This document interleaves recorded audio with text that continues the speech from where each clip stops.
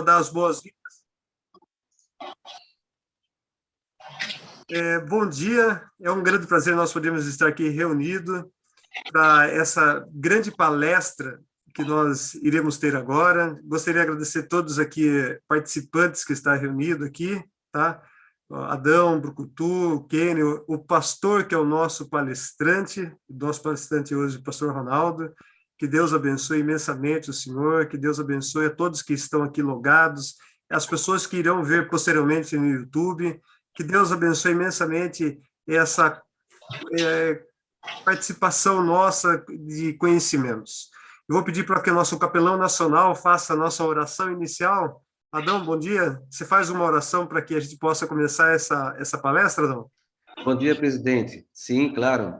Nesse momento, eu gostaria de agradecer a presença de todos e que vocês curvassem as vossas frontes para que nós possamos, irmãos, pedir a presença de nosso bom Deus. Senhor Deus e eterno Pai celestial, nós te agradecemos pelo dia de hoje e também, ó Deus, pela tua misericórdia que tem se renovado a cada dia sobre também as nossas vidas. Neste momento, nós te pedimos a tua presença e que as palavras, Senhor Deus, possam entrar em nosso coração e mudar, ó Deus, o nosso conceito de vida e também de missão. Dai-nos, Senhor Deus, o dom da vida eterna e do teu perdão, em nome e por amor do Senhor Jesus. Amém. Amém. Ok, pastor Ronaldo, a palavra agora está com o senhor. Ok, pessoal, bom dia, tudo bem com vocês? É um privilégio estar podendo falar aqui para vocês, para esse grupo tão seleto de missionários que usa as suas motos para poder fazer um ministério tão interessante, que é o Ministério do Motoclube Adventista, que particularmente eu sou apaixonado. Já tenho 11 anos de ministério e nesses 11 anos tive assim, o privilégio mesmo de poder pelo menos abrir 4 motoclubes. Né? Então, cada distrito que a gente vai, a gente procura saber, tem, não tem, então vamos abrir. Porque eu acho que é extremamente necessário quando você usa aquilo que você ama para ser a sua missão. É mais complicado quando você chama um irmão, vem aqui à tarde para subir folheto e tal, e o cara que é motociclista, ele montou na moto, ele já está sendo um evangelista, ele consegue agregar pessoas e compartilhar o amor de Cristo Jesus. Então, como já disse, meu nome é Ronaldo Araújo, eu sou pastor aqui na cidade de Ilhéus, na Bahia. O tema do meu bacharel, na minha conclusão de curso, foi a tribos urbanas, métodos evangelísticos de tribos urbanas, e agora concluí o mestrado. Na ocasião, concluímos em 3 países, passamos pelo Egito, passamos por Jordânia e passamos por Israel, e ali fizemos a conclusão em loco do mestrado. E o tema do mestrado, mais uma vez, foi missão urbana, então você já percebe que eu sou tribos urbanas, eu sou apaixonado por esse tema, creio que é um tema extremamente essencial para os nossos dias, e no mestrado pulei um pouquinho dos métodos e comecei a falar da necessidade em si. Como o mundo hoje ele contribui para o crescimento das tribos urbanas e como isso é uma oportunidade para a igreja.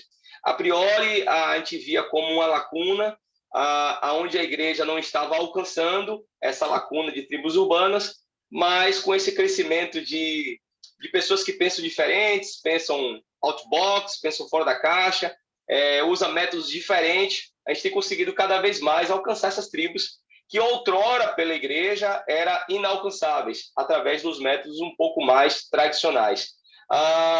A minha proposta aqui não é dizer que existe um método melhor, nem um método pior, apenas são métodos diferentes, e cada método ele tem um público específico, vai alcançar uma pessoa específica, tá bom? Eu quero também aqui, desde agradecer ao pastor Rômulo Ferreira, que está aqui. O pastor Rômulo está aí no carro assistindo a palestra, ele disse que ia assistir de qualquer jeito. Obrigado, pastorzão, por estar aqui. E também é um cara apaixonado pela missão de Deus e principalmente pela missão urbana. E, amigos, trabalhar com missão urbana não é fácil, né? Principalmente nesse período pandemia ou pós-pandemia, ou sei lá, meio da pandemia, em que meio estamos nessa pandemia. Você trabalhar nos grandes centros urbanos tem sido fácil. Tem tido algumas experiências, alguns contatos com grandes centros urbanos. Em uma ocasião, eu fiz um final de semana jovem ali na Maison de l'Espérance, que é uma igreja no centro de Paris, onde a igreja pegou um cinema, desse cinema comprou, lá tem 4 salas, que são as salas que assistiam os filmes, e dessas 4 salas funcionam 4 igrejas, uma lusófonas, que são para línguas portuguesas, uma hispana, uma francesa e uma romena.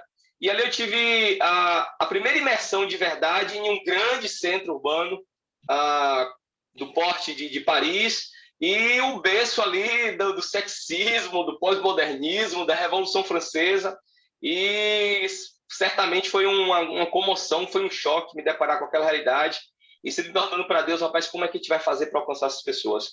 E do último, nessa conclusão do mestrado, você se deparar em país onde 98% das pessoas são muçulmanas, e você pensa assim, cara, como é que eu vou alcançar as pessoas? Como é que a obra do evangelho vai terminar neste mundo, né?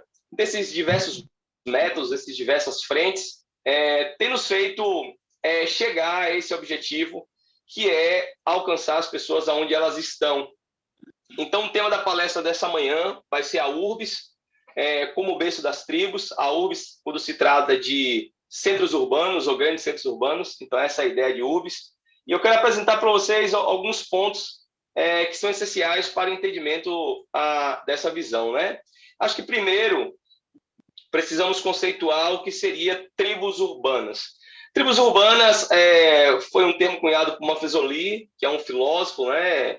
Ele cunhou esse termo, foi um bastante estudioso. Qualquer pessoa que estudar sobre tribos urbanas tem que esbarrar em Maffezoli, ele é o grande teórico dessa área. E as tribos urbanas também são chamadas de subsociedades. São constituídas de microgrupos que têm como objetivo principal estabelecer rede de amigos. Então, essa palavra está em negrito intencionalmente, porque as tribos urbanas ela têm como seu objetivo principal criar rede de amigos, com base em interesses comuns. Eu tive o privilégio de estar aqui no MotoFest, a Sol, né, que está aqui conosco, nosso vice-presidente aí também, o Paulo, estava aqui com a gente, são pessoas assim de Deus, pessoas finíssimas, e nós tivemos o privilégio de imergir um pouco mais dessa primeira vez com o Motoclube Adventista, imergir ali no MotoFest e perceber como isso é verdade, que as pessoas estão ali no motoclube por vários motivos. A paixão pela moto, e você percebe que tem pessoas que não estão simplesmente pela paixão da moto, porque essa pessoa nem gostava de moto, mas ela é apaixonada pela irmandade dentro do motoclube, e isso faz ela gostar de moto. Então, é muito claro que essas tribos urbanas, elas buscam essa rede de amigos que tem interesses comuns, que pode ser moto, pode ser bike, pode ser cultura pop, pode ser uma prancha de surf, pode ser um skate. Então, algo em comum faz com que eles criem uma rede de amigos. Claro que são subculturas, e aí eu vou dizer porque elas se agregaram como subculturas. E essas agregações, elas pensam ter uma conformidade de pensamentos, de hábitos e maneira de vestir, porque a indumentária também é uma manifestação cultural.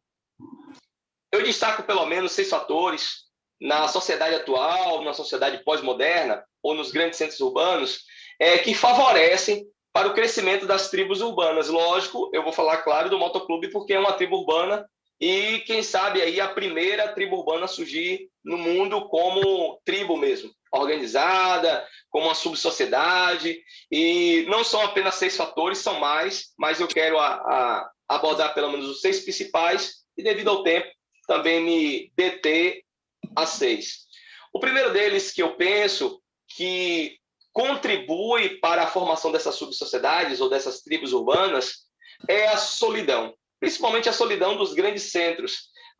Eu moro aqui em um apartamento, a minha cidade não é um grande centro urbano, ele é uma cidade turística, tem em torno de 200 mil habitantes, é uma cidade de porte médio, então não ainda chega a ser um grande centro urbano, mas no meu prédio eu não sei ainda quem é que mora.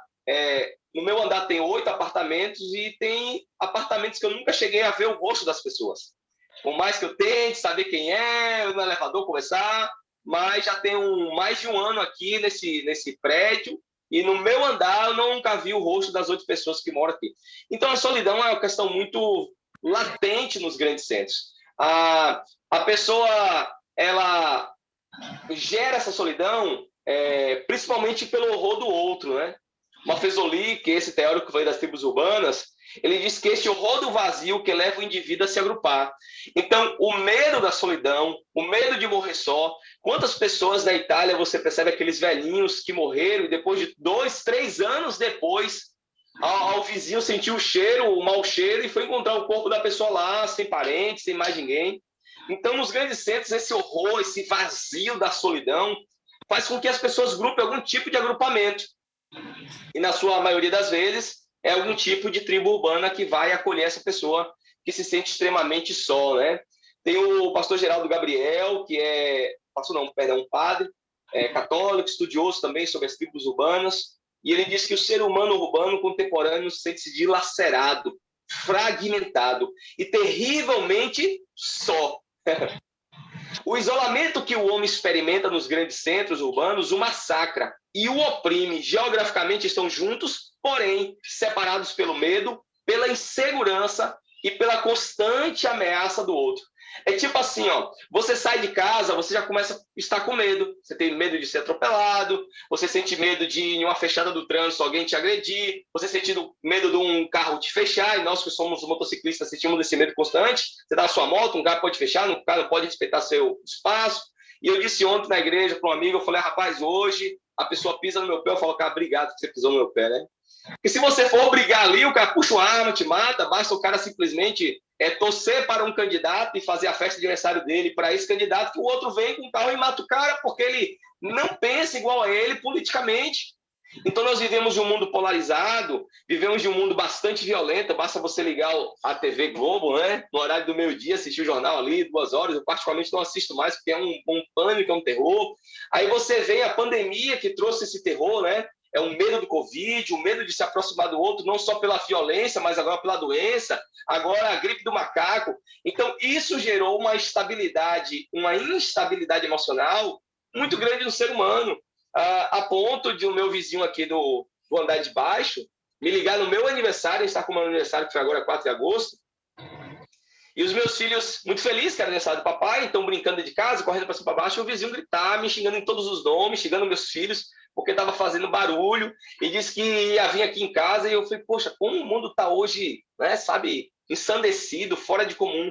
Mas por que o mundo está assim? Exatamente por essa solidão, que causa esse medo, essa instabilidade. O mundo tem instabilidade social, dos relacionamentos, estabilidade na política, estabilidade naquelas pessoas que deveriam nos defender são corruptos, e tudo isso está causando solidão e causando essa comoção, como o padre falou aqui, né? Eu acho forte as palavras que ele usa, ao que o ser humano urbano está dilacerado, fragmentado e terrivelmente só. Fazendo aqui uma pauta que a solidão não é a ausência de pessoas. Você pode estar em uma igreja de 3.000 pessoas e, ao mesmo tempo, você se sentir só. Aí eu lembro de uma passagem que Cristo, que está escrito na Bíblia, que quando Cristo foi achar aquele paralítico no tanque de Betesda, e ele já estava lá há 38 anos, Jesus perguntou assim, por que você está aí, né? O que você está fazendo aí? Ele falou, Senhor, eu não tenho ninguém que me jogue no tanque. Então a solidão, né? Eu não tenho ninguém que me jogue, nem que você me dê um chute aqui, me empurre para jogar esse tanque. Há 38 anos eu não tenho ninguém. Então a solidão não é algo novo, mas com certeza a pós-modernidade, a pandemia e a insegurança social tem trazido essa exponenciação dessa solidão nos grandes centros. Isso está fazendo as pessoas se aglomerar em grupos que eles confiam. Então, o motociclista confia no outro. Se ele parar, está no meio da pista, um cara, principalmente eu vejo muito em São Paulo, né? Se um motorista derrubar um motociclista, cara, ele está ferrado. Os motoboys, os motociclistas, os motoqueiros, todo mundo vai para cima do cara e vai lá e fecha aquela coisa toda. Então, esse agrupamento, né? Vão se agrupando e ali vão criando essas tribos. A segunda coisa, que é até um eco do primeiro, é o anonimato. Então, é muito comum. Você é de igreja pequena, então você sabe que se você espirrar, todos os irmãos sabem, né, que você espirrou. Agora, de um grande centro, de uma grande igreja, que tem 3.000 membros, cara, ninguém sabe quem você é, você entra e você sai, ninguém te percebe. Os grandes centros são assim, principalmente na Europa, eu percebi muito isso. Você pode se vestir da forma que você quiser, você pode ser o que você quiser, ninguém está nem para você. Ninguém, na verdade, tem contato visual com você na rua. Eu achei muito estranho isso na Europa. Quando a gente passeia na rua, ninguém tem contato nem sequer visual com você. Aqui no Brasil, não. A gente se olha, a gente se fala. Tá? Eu estou passeando com meu filho. Alguém fala, que menino lindo, olha como ele é engraçado. Então, há um tipo de interação. O brasileiro é muito vida do outro, né? A gente vive dessa forma, mas lá fora não. E quanto mais a cidade é grande, quanto mais o centro ele é mais denso, ele é mais populoso, menos esse contato existe e a pessoa se torna anônima. Anônima na cidade, anônima na igreja. E porque ela é anônima, ninguém a percebe, ninguém a nota, aí, claro, as tribos urbanas é uma ótima pedida para essa pessoa. O Broto, que ele é um pastor da Igreja Batista, que ele fez também uma tese doutoral em 2016 sobre esse assunto, ele diz que as tribos urbanas utilizam o espaço urbano como forma de reconhecimento mútuo e de identidade. Aonde o espaço urbano, ele cria, por exemplo, nosso motoclube aqui não tem uma sede ainda, nós estamos criando uma igreja e vamos criar uma sede de motoclube, do MCA aqui. E também temos uma cidade, nós temos os 2 motoclubes. E nós não temos uma sede, mas nós temos lugares dentro da URBS, dentro da cidade, que é considerado sedes de tribos urbanas. Por exemplo, a Praça da Irene.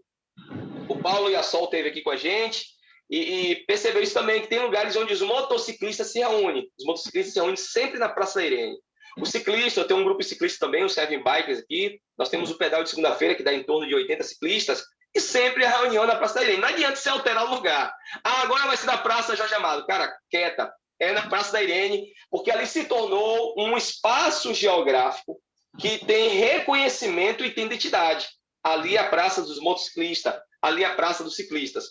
Logo um pouco mais para frente, a 100 metros, você tem ali a Praça da Quadra de Areia, que a gente chama aqui na cidade, onde se reúne o pessoal do beach tênis, se reúne o pessoal do futevôlei, e se reúne os emos, os roqueiros, os góticos, essa galera que gosta de heavy metal, que gosta de rock, ali bem nitidamente, debaixo daquela árvore da amendoeira, o pessoal se reúne ali. Então você percebe os skatistas um pouco mais à frente, porque dentro da cidade tem uma rampa de skate. Então as tribos elas vão se apropriando de espaços urbanos a fim de identificar e quebrar essa falta de identidade, como eu disse aqui, né, anonimato. Vou dar um exemplo para vocês. O cara é anônimo na cidade. Ele coloca um capacete. Ele sobe de uma moto. Ele colocou um colete. Acabou, ele não é mais anônimo. Agora ele é o quê? Ele é um motociclista. O cara é anônimo. Ele colocou uma bermuda. Ele está sem camisa ou com camiseta e coloca uma prancha no braço. Ele não é mais um anônimo, ele é um surfista. Se ele coloca um bermudão ou uma calça folgada, um boné para trás, ele tem um skate na mão, ele não é mais anônimo, ele é um skatista.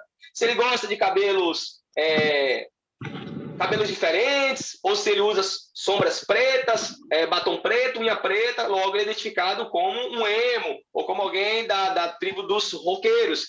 Então você perceba que como a tribo ela tem esse papel de quebrar esse anonimato do grande centro, ao mesmo tempo que ela quebra a solidão do grande centro, porque essas pessoas procuram grupos ou subgrupos para se associar, também essas pessoas elas buscam, através da indumentária, através da estética, elas sair desse anonimato social. E agora ela começa a ter uma identidade.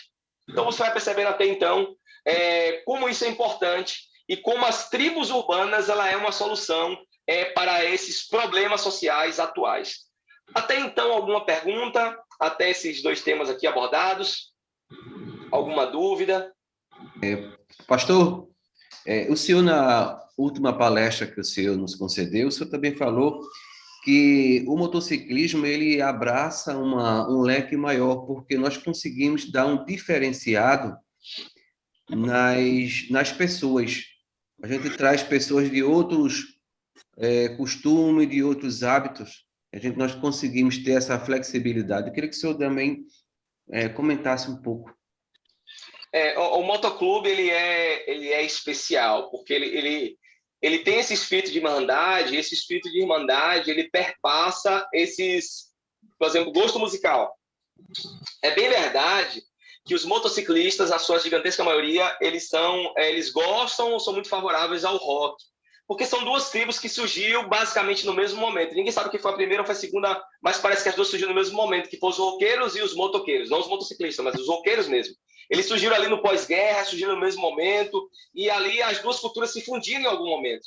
Então você vai perceber que se o cara gosta de axé, se o cara gosta de pagode, ele também vai ser motociclista. Isso não vai ser um empecilho para ele participar do motoclube.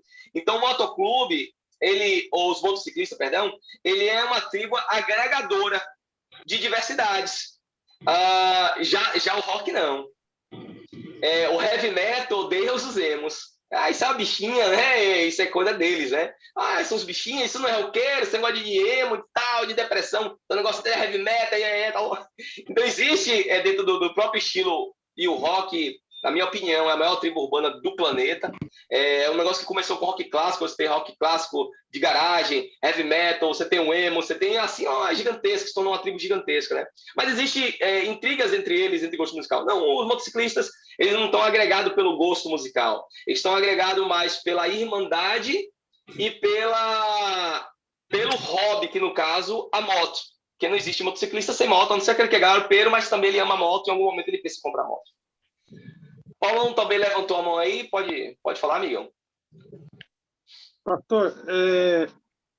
Pastor, no caso do indivíduo anônimo que queira se envolver com uma sociedade, né, seja qual ela for, motociclista, ciclista, eu entendo que, particularmente, aí depois você me corrija se eu estiver errado, o primeiro passo desse anônimo seria primeiro conhecer os princípios do outro lado dessa sociedade, conhecer o que ela gosta, para poder ter o primeiro contato e relacionamento, para chamar a atenção numa boa conversa do gosto deles, do costume deles. Aí talvez isso conquista a confiança deles, dá mais ouvido, e aí é a primeira aproximação que tem entre as duas pessoas, e até se a pessoa é simpatizante, no meu caso, eu gosto de moto, me envolvi no mundo motociclista, além de gostar, até hoje estou aprendendo a me envolver com pessoas mais experientes, e isso aí fortalece até o vínculo de irmandade, e com um propósito,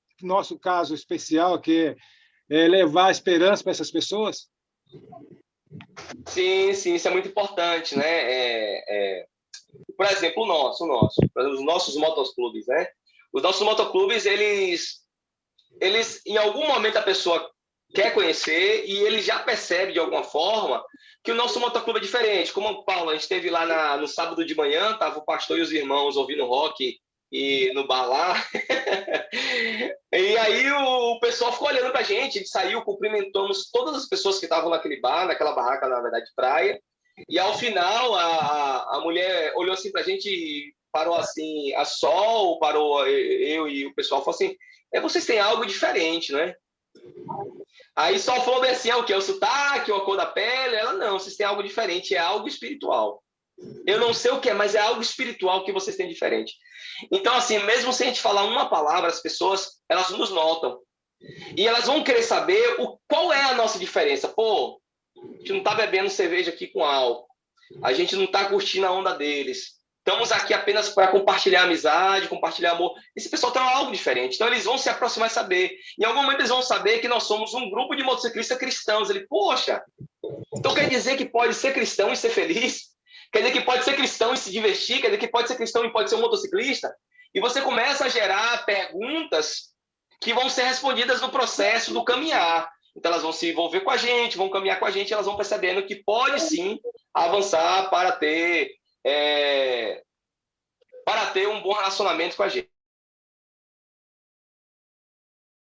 E aí, outra coisa, né? Além, no nosso colete, então, todo colete tem um nome, sangue, atrás, não sei como é que está cada motoclube, mas atrás tem a cidade que seu motoclube faz parte. Então, de alguma forma, quebra esse anonimato. Você está lá na cidade, você não conhece ninguém. Você vê um motociclista, você olha para o colete dele, você sabe o nome dele. Então, ele não é só um motociclista, ele é motociclista, ele tem um nome. Então, isso para o anonimato, isso é fantástico, porque dá acessibilidade às pessoas saber que você faz parte daquela tribo, mas que você tem um nome e ela pode te abordar pelo próprio nome. Paulo, pode abrir teu... Você quer falar? Você levantou a mão também? Paulo, você levantou a mão? Não sou eu, pastor, Adão. Eu fui que levantei. Adão não, Paulo. Paulo e Adão estão um pouco distantes dos nomes, né? Mas fazemos parte mesmo. Né? Olha, lembra também que o senhor falou que nós temos um diferenciado. Por exemplo, nós não conseguimos pessoas de outras religiões para fazer parte da nossa, ex-católico. O motociclismo ele abrange um leque bem maior de diversidade de pessoas. Foi isso que o senhor falou. Sim, Eu queria que o senhor também exatamente. desse que até foi feita uma pesquisa, né, que a Ah, gente, certo. dentro Da da igreja, pesquisa.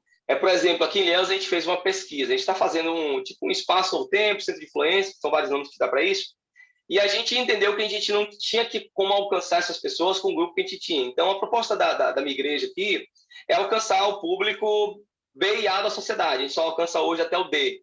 Então, a gente não alcança os ricos, a gente não alcança os intelectuais, a gente não alcança os grandes influenciadores da cidade, porque a igreja não tem pares iguais. Então, o princípio da unidade homogênea de McGraven, ele diz que as pessoas se tornarão cristãs mais fáceis pelos seus semelhantes. É o princípio da unidade homogênea.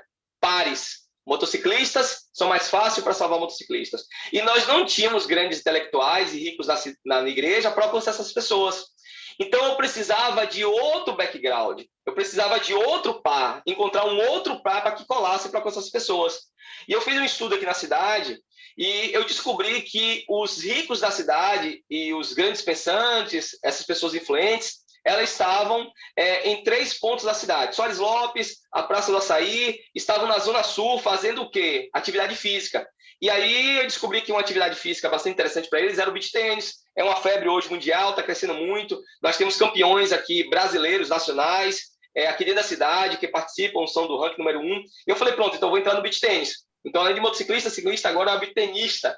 Então, eu entrei e comecei a ter acesso a essas pessoas. E nós fizemos um projeto para que os membros da igreja entrassem no beach tênis, entrassem no futevôlei, entrassem no skate, fizesse caminhada, no ciclismo. Nós temos hoje um grupo de ciclismo, porque a gente entendeu que o único par que a gente teria para essas pessoas não seria a cultura e nem seria a riqueza. Longe disso. Mas se nós conseguimos os pares das tribos, nós conseguiríamos entrar no convívio dessas pessoas. Mas as tribos mais voltadas ao esporte. E pode considerar também o motoclube ali como essa tribo dessas pessoas, porque você tem uma Harley Davidson, você tem que ter uma certa condição financeira, então tem pessoas que têm 2 carros, tem um triciclo, tem um Harley Davidson, e essas pessoas foram alcançadas, estão sendo alcançadas, na verdade, agora, com o surgimento desse motoclube aqui na nossa cidade. Então, a motoclube tem essa vantagem, sabe, de você alcançar um leque de classe social, um leque de religião, um leque de usos e costumes, e isso é fantástico. Você usufruir desse motoclube na região que você está inserido aí. Vou continuando aqui, e antes de continuar também aqui, dar um salve aí ao pastor Gei. O pastor Gei é departamental de jovens aqui do nosso campo, pediu o link, está aqui com a gente. Pastor Gei, seja bem-vindo aí também a essa live, cara apaixonado também por missão urbana, e nós aqui estamos juntos. Então, vou compartilhando aqui a tela de novo, voltando ao assunto. Nós trabalhamos aqui sobre anonimato, sobre solidão. E o terceiro ponto que faz com que as tribos urbanas sejam crescentes é a questão do consumismo. Pró e contra, eu vou dizer isso por quê? Porque alguém pensa assim, pastor, mas tem tribos que não gostam do consumismo. Isso é um motivo para a tribo crescer. Por exemplo, os hippies. Os hippies, eles são contra a cultura, eles, como os motociclistas e como os roqueiros, eles são contra a guerra. Então, eles têm aquele símbolo, né, do vizinho, faça amor, não faça guerra, paz e amor. E eles são tipo eremitas, eles vivem nas cidades, eles não gostam de consumo, não gostam de iPhone, não gostam de celulares caros, eles vivem nas barracas, vivem de chinelo. Então, eles são contra o consumismo. Ou seja, o consumismo contribuiu para o crescimento das tribos que são contra o consumismo. Mas também o contrário é verdade. Então, por exemplo, chamamos muito de patricinhas e mauricinhos, que são as tribos dos playboys. As pessoas gostam de roupa cara, gostam de jacaré na camisa, gostam de sair com o celular caro, gostam de ostentar iPhone, gostam de ostentar moto, celular. Eles se identificam muito com o shopping center da cidade, é onde essa tribo se identifica, onde eles estão, onde se alocam. Eles se apoderam daquele espaço urbano para criar sua tribo, e eles já amam o consumismo. Os geeks também, os geeks ou os nerds, eles consomem camisas, muitos bilhetes de cinema, quando sai logo a Marvel, principalmente, quando sai um filme, eles vão para o cinema assistir. Então, o consumismo ele contribui de maneira favorável e desfavorável para o crescimento. Para quem gosta, também essas tribos crescem, e para quem não gosta também, faz com que as tribos cresçam. E o nosso mundo, principalmente o mundo, né, ocidental, ele é pautado pelo consumismo. Por que não dizer o oriental? Cada vez mais tem crescido o capitalismo, né? Esses dois teóricos também, que fazem uma tese doutoral sobre tribos urbanas, e aí até eu faço um parêntese, você vai ver muita pessoa fazendo tese doutoral sobre tribos urbanas, não são religiosos. A igreja estuda quase nada. Você vai procurar material adventista sobre tribos urbanas. Não tem, cara. Você vai encontrar o pastor Daniel Rode, lá da Argentina, que fez um artigo, mas você não vai encontrar ninguém que fez uma tese doutoral sobre tribos urbanas. Mas o marketing, as pessoas para vender, você vê bilhões de teses, porque as pessoas querem saber como as tribos se comportam para vender um produto. E a gente precisa entender como as tribos se comportam para a gente vender um produto que eles não podem pagar, que é a salvação. Eles não podem pagar, a gente tem um produto, é de graça, mas como Eliot diz, a missão ela se baseia no conhecimento da palavra de Deus, mas no conhecimento da mente das pessoas. Então não é só conhecer a Bíblia, é só fazer um curso de teologia e você escreve em Bíblia. Você tem que conhecer sobre gente, você tem que saber como as pessoas pensam. E ele diz que os bens de consumo têm uma significância que vai além do seu caráter utilitário e seu valor comercial. Essa significância reside em grande medida na capacidade que tem os bens de consumo de carregar e comunicar significado cultural. Por exemplo, não é uma crítica, apenas um exemplo, o iPhone. O iPhone, ele vende o que ele não tem. Por exemplo, o iPhone custa em torno de 15 mil reais, de última geração. Se você gastar 5 mil reais, você compra um outro celular de uma outra marca que faz a mesma coisa. Só que, segundo esse teórico, o bem de consumo, ele não é só um caráter utilitário. O iPhone tira foto boa? Tira. Excelente. Mas vai ter um celular com a mesma qualidade de câmera, com a mesma qualidade de lente, 3 vezes mais barato, que faz a mesma coisa. Faz ligação, faz WhatsApp. Tal. Às vezes eu pergunto para alguns colegas, né, que tem iPhone, tem um iPhone, que você faz o quê? Aí ele abre o WhatsApp, ele abre o Instagram. Cara, qualquer um faz isso. Então o cara nem sabe por que ele comprou iPhone. Mas no fundo, as pessoas compram iPhone porque ela está agregada a um valor. Não é só o seu valor utilitário, é um valor que está agregado. O valor de quê? Eu posso ter um iPhone. Aquela maçãzinha diz muita coisa. Então, ela te dá um valor de destaque social. Porque uma pessoa gosta de uma camisa que tem um jacarezinho. É bem verdade que essas camisas elas duram horrores. Tem uma que demorou 8 anos. Mas também as pessoas gostam desse jacarezinho porque tira ela do anonimato, ela não é mais uma no meio da multidão, ela se destaca e aquele jacarezinho traz um valor embutido. Eu posso consumir esse produto que é tão caro. Então, isso agrega valor. Agora, você tira isso da questão do valor das coisas, do monetário, mas você coloca também agora o valor agregado dessas coisas. Então, qual o valor que você tem de botar uma caveira no seu colete? Não é só o valor utilitário de ter um pin ou de ter um símbolo. Qual o valor significativo de você ter um triciclo e você estilizar o seu triciclo com um monte de coisa, botar um frango, né, de plástico ali pendurado? Então, aquilo tem um valor e principalmente a indumentária, né, ela carrega esse valor, essa significância. Então, o bem de consumo vai contribuindo. Você vê a Piticas, que é uma loja... Eu já entrei nessa tribo de nerds, de geeks. Então, eu gosto de passear entre as tribos, me emergir entre elas e até consumir a roupa das Piticas, porque é uma loja que tem praticamente todo shopping, e os geeks, os nerds e as pessoas que gostam, amam cultura pop, conhecem a Piticas e já consumiu vários produtos, não só camisas, como colecionáveis, né, como os bonecos. Então, você vai... Uma boneca ali, um boneco do Homem-Aranha, custa 160 reais, pô. Um bonequinho menor que seja, custa 200, 300 conto, mas a pessoa consome, porque não é o boneco do Homem-Aranha, é o valor que representa dentro da cultura da tribo urbana dela, entendeu?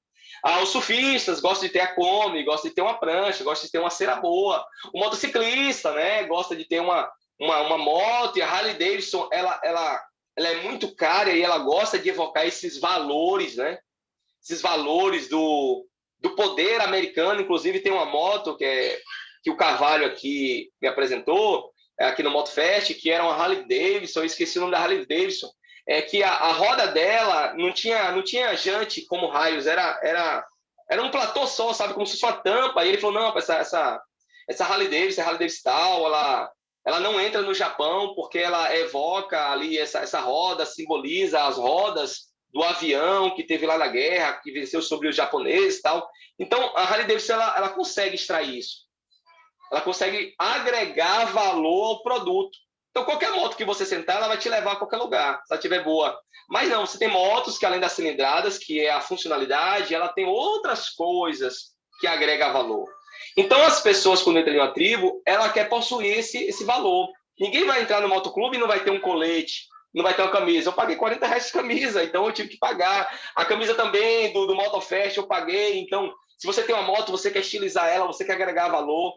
E esse consumismo, você percebe como ele contribui para o crescimento das tribos. Agora, tem outras tribos que são anticonsumistas, como eu já falei, como os hippies e outros mais, que também ela favorece para esse crescimento. Uma outra coisa, a quarta e a penúltima aqui, é a rotina do grande centro. Então, o cara é um empresário, o cara é um advogado, o cara é um office boy, não sei. A vida de qualquer profissão hoje no mundo é uma profissão pesada. O cara tem uma agenda extremamente... Principalmente São Paulo, eu olho muito São Paulo, sabe? O cara sai, mano, são 2 horas pro cara chegar no trabalho. Cara, que cansativo aquele trânsito. Eu odeio o trânsito de São Paulo, eu vou porque eu tenho que fazer algumas coisas, às vezes com congresso, com treinamento, mas eu odeio aquele trânsito de São Paulo. O cara você passar 2 horas, é um tempo perdido dramático, aí o cara volta, passa mais 3 horas para voltar para casa, aí passa 5 horas no trânsito, e o dia todo, então aquela semana toda, aquela confusão, aquela coisa, e resolve problema, e trânsito, e não sei o que, quanto para pagar. No final de semana, ele tira o terno, ele tira o uniforme do trabalho, ele coloca um colete, põe o seu capacete, senta na sua Harley Davidson, pá, e agora ele muda de rotina.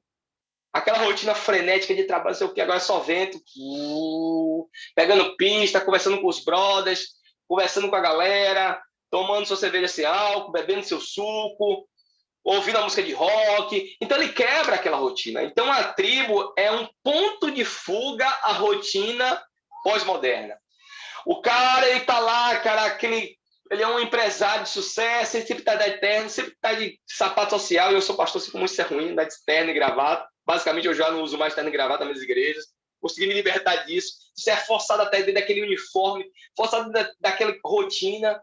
Aí o cara vai no final de semana, tira a gravata, tira o terno, tira o seu sapato que custou R$3.000, e ele coloca uma havaiana que custou R$30, ele coloca uma bermuda véia, vai sem camisa, coloca a prancha debaixo do braço e ele vai surfar.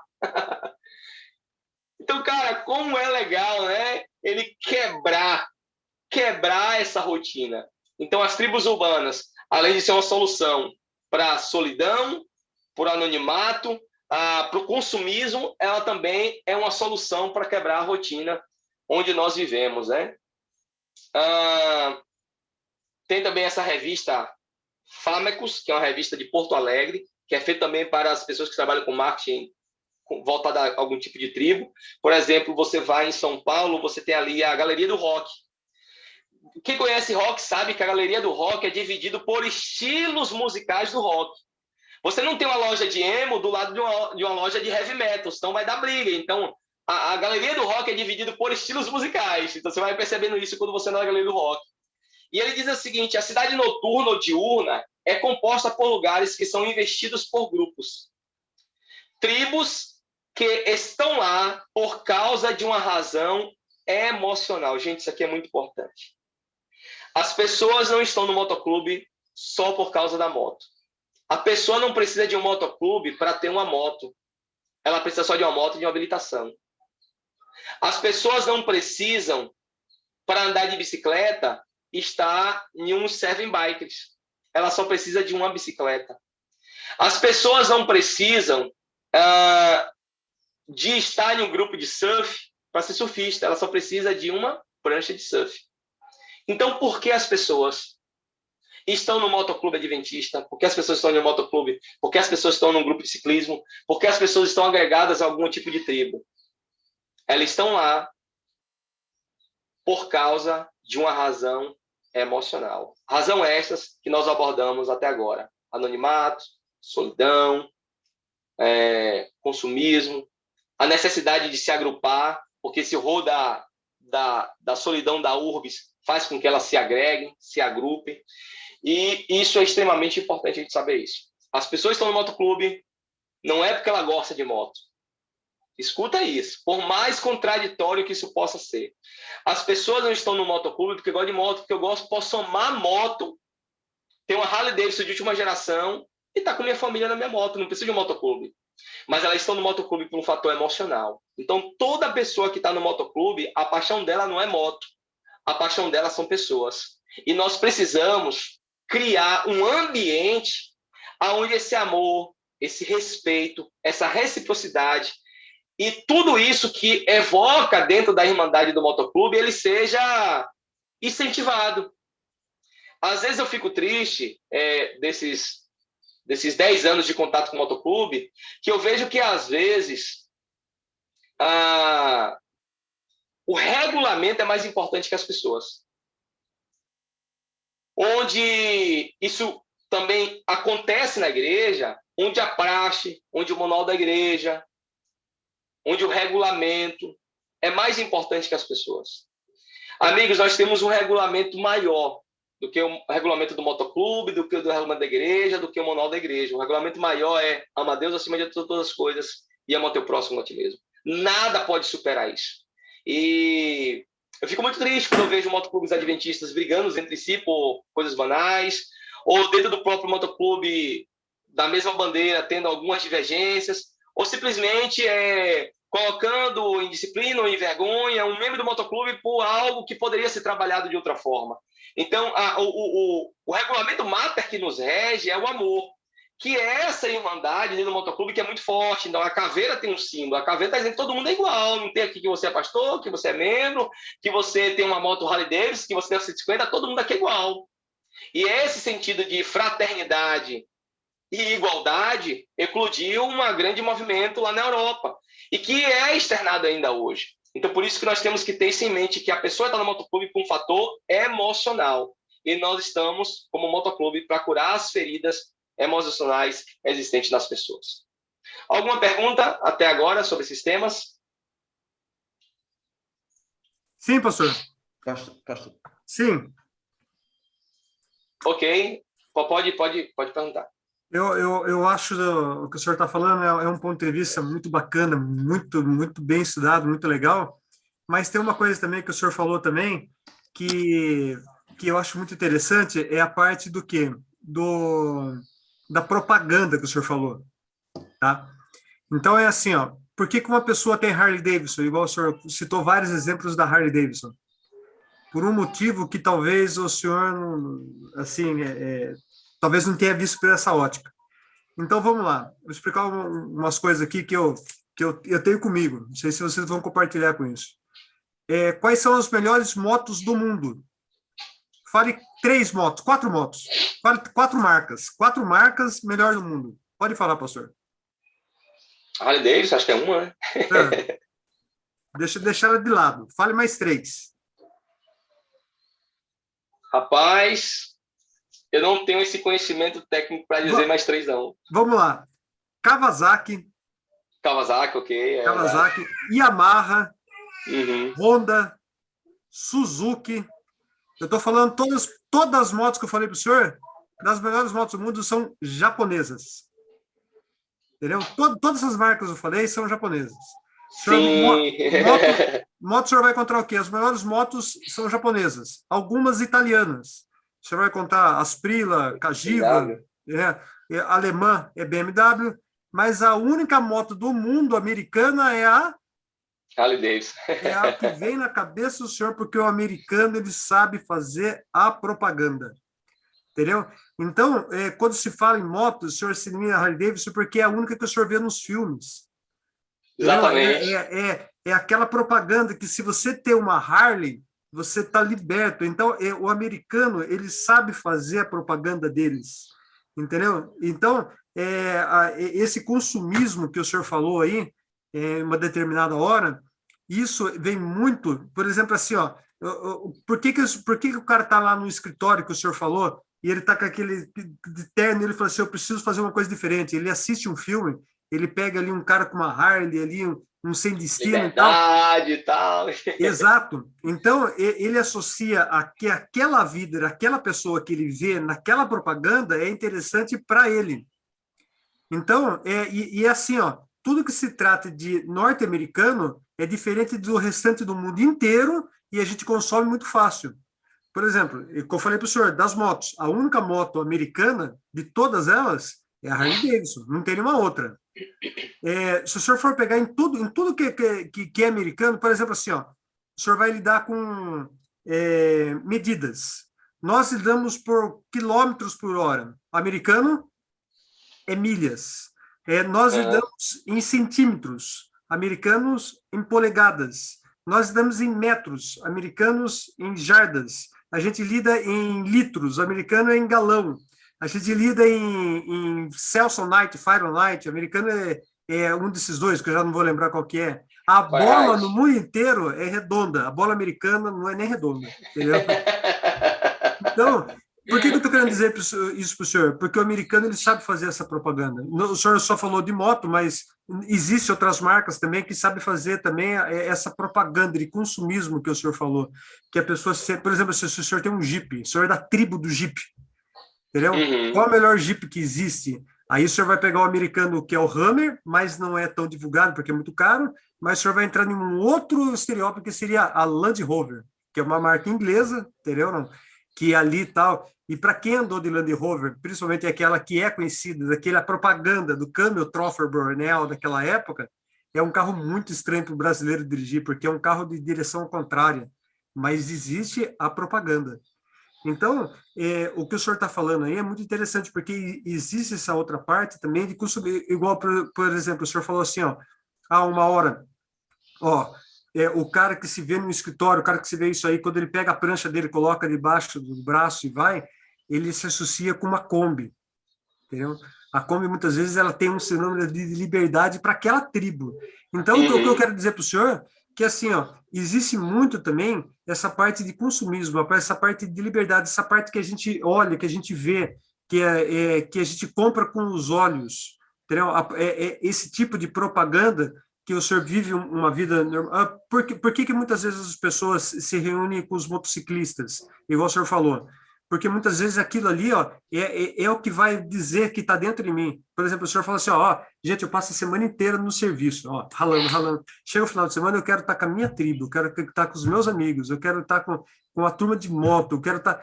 Uma coisa muito interessante, pastor, que o senhor está dizendo, lá no começo que o senhor falou, sobre aquele que está dentro e o que a gente gosta de relacionar. O senhor viu que uns tempos atrás teve um rapaz que faleceu de Fusca, que ele estava indo lá para o Alasca?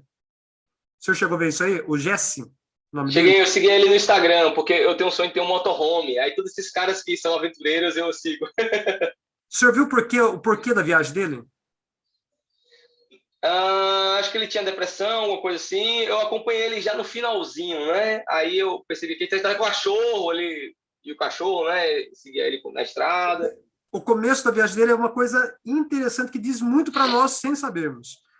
Ele estava trabalhando, ele se enjoou da vida e ele pegou apenas um cachorro, colocou dentro de um Fusca e saiu viajar o mundo porque ele não queria mais relação com pessoas. Ele não queria isso, por isso que ele fez isso. Entendeu? Dito por ele mesmo, ele falou assim, eu não queria mais, eu queria me isolar do mundo. Só que ao decorrer do caminho, o que ele mais fez, o que ele mais gostou de todas as viagens é ter relacionamento com pessoas. Entendeu? Então, nessa viagem que ele fez, é o que o senhor falou. Entendeu? Ele não pegou ninguém, ele pegou um cachorro. Ele falou assim, esse cachorro vai ser meu melhor amigo. O Childastein, o nome do cachorro. E ele foi viajar, mas ele fala assim que os lugares são bonitos, mas o que faz diferença são as pessoas, entendeu? E aí, no entanto, nessa solidão dele, ele do cachorro, que ele teve contato com várias pessoas, ele conheceu uma outra coisa também, que seria propaganda. Por que o senhor conhece essa história? Por causa do YouTube, por causa que ele soube também montar o vídeo, fazer propaganda. O senhor se relacionou com ele por causa que o senhor também tem esse mesmo sonho dele, de pegar um carro, de colocar e de viajar. Por isso que o senhor teve essa relação com ele, entendeu? Fala assim, nossa, esse cara deve viver muito diferente. Eu queria fazer uma coisa igual a ele. Então, essa propaganda que ele fez, que a gente consome, isso é uma coisa interessantíssima para nós, né? Verdade, verdade. A Sol também queria falar aí um pouquinho. Pode falar, Sol, abrir seu áudio. Pastor, nós somos seres sociais. Então, entrando nesse assunto das tribos, a gente percebe também que as pessoas, elas precisam de relacionamento. E como que elas vão fazer para chegar neste relacionamento? Elas vão procurar pessoas que têm o mesmo gosto delas. O sistema capitalista nos atrapalha bastante, por quê? Porque eu tenho que ter alguma coisa para fazer parte de certas tribos. Então, entra um pouquinho da vaidade aí no meio.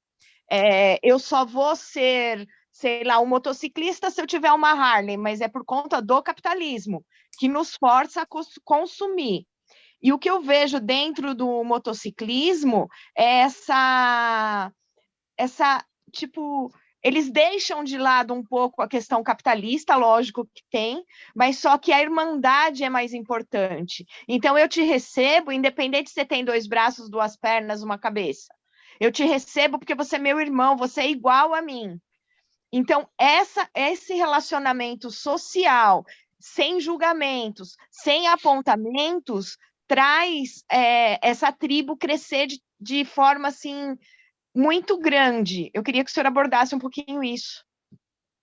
Sim, sim, Sol.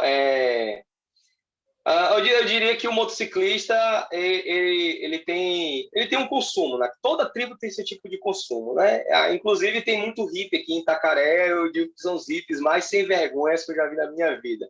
São europeus que vieram para cá, comprou dezenas de fazendas aqui em Itacaré, estão dominando a cidade, tem não sei quantos bilhões na conta e diz que é hippie, né? Mas eu percebo isso principalmente nos encontros do motoclube. Então, o cara tem lá uma moto, custou 120 mil, mas ele tá ali acampado. Ele tá dormindo no chão com todo mundo, tá dormindo na barraca dele. Então, ele consegue quebrar essa questão do consumismo nos encontros. Ele poderia estar em hotel, ele poderia... Mas ele falou, não, eu quero estar no meio da galera. Ele tá lá acampando, no acampamento lá dos Motofest da vida. E tá ali com a galera, e tá comendo pão, e tá comendo pão com ovo, e tá saindo com a galera, e tá na estrada comendo... Então, o motoclube traz esse sentido também. Ao mesmo tempo que tem, é verdade, esse consumismo, porque você, infelizmente, como você disse, o capitalismo trouxe isso. Para eu ser um beach tenista, eu tive que pagar R$600 de uma raquete e pagar R$150 por mês para entrar no grupo deles. Então, realmente, tem essa questão consumista. Mas quando você tem essa questão do minimalismo. Então, por exemplo, quanto de bagagem eu consigo levar no meu carro? Eu tenho uma Capto, né? Um carro grande, consigo levar. Agora, quanto de bagagem você consegue levar em uma moto? Então, o motociclista ensina para a pessoa que ela pode ser feliz com muito menos. Que é a mesma filosofia do motorhome. Eu ainda não tenho, mas já entrei muito nessa tribo, bate-papo com as pessoas, conheço pessoas que já rodaram o mundo todo, e ela sempre diz assim, eu pergunto, qual foi o melhor lugar que você foi? Aí a pessoa fala um lugar que, na minha concepção, não é um lugar tão bom, mas ela vai contar a história daquele local. E não é porque tinha prédios bonitos, não é porque tinha uma Torre Eiffel, não é porque tinha um Capitol, é porque naquele lugar ela teve experiência com pessoas e fez com que aquele lugar fosse marcante para ela. Mas já alguns lugares que é top do mundo na nossa mente, né? Que país lindo, mas lá não foi bem tratado, então não foi legal. Então, essa questão do que Pita falou, as pessoas, é verdade. Voltando àquela frasezinha, as pessoas não estão no motoclube não é por causa de uma moto, estão no motoclube por causa de coisas emocionais. E também essa questão de as pessoas aprender a viver com pouco. O motorhome é muito disso. A pessoa tinha uma casa, a pessoa tinha um emprego, largou tudo, colocou toda a vida dela todinha dentro de um carro, quer seja Topi, quer seja mas está tudo dentro de um carro. E a pessoa ali está racionando água, racionando energia, e ela falou, né, ela até trouxe aqui para casa um motorhomeiro, falou, pastor, a gente aprende que a gente pode viver em um dia com 5 litros de água. Então as pessoas dão valores às pequenas coisas da vida. Então imagine um cara que é rico, e ele vai, por exemplo, agora para o Encontro Nacional em novembro, e ele sai e vai para o meio da estrada com apenas, não sei quantos litros ele pode levar na moto dele, mas ele aprende que a vida pode ser feliz, que ele pode achar plenitude de espírito com pouca coisa. E, na verdade, na minha opinião, quanto menos cacarecos a gente tem, mais feliz nós somos. Mais alguém? O Paulo levantou a mão, pode falar também, Paulo? Ô, pastor, entenda a minha pergunta, mas por conta que pode dar mal entendido, talvez, para a cabeça de algumas pessoas. Eu sei que você é uma pessoa que vai ter bagagem para responder isso aí. Deixa eu apresentar o contexto. Eu queria que você esboçasse mais sobre a questão das regras. Por causa das regras, às vezes a pessoa pode sofrer alguma coisa, e indevidamente ou devidamente, aí quebrando até o lado emocional. Mas pegando o exemplo da Bíblia, né? Jesus, ele não quebrou a regra, ele cumpriu a regra, na verdade. Quando a Bíblia fala que a alma que pecar morrerá, ele cumpriu a regra, então, morrendo por nós. Então, ele respeitou a regra, o próprio Deus respeitou a regra, mas salvando a humanidade para não sofrer a pena do quebramento da regra que nós quebramos. Agora, para a gente colocar na lei dos homens aqui no nosso país, aí já entrando no Código Civil, que fala sobre o que é uma associação, né? Que o motoclube é uma associação. Que ela define que duas palavras importantes: é a união de pessoas e é a organização, entendeu? Se organizam. Então, se organiza e tem a parte da hierarquia, dos cargos, da documentação, enfim, esses detalhes. E a união porque tem o senso comum, o objetivo comum, como os membros do motoclube, né? Cada motoclube tem seu estatuto e a própria lei define como deve ser feito o estatuto, tá? Ela define regras e deveres. Eu tive estudando aqui esses dias sobre outros motoclubes, comportamentos, e eu descobri, por acaso, um membro fez um desligamento, e esse é um motoclube paralelo, né? Não seria o nosso, nem o evangélico, é um paralelo.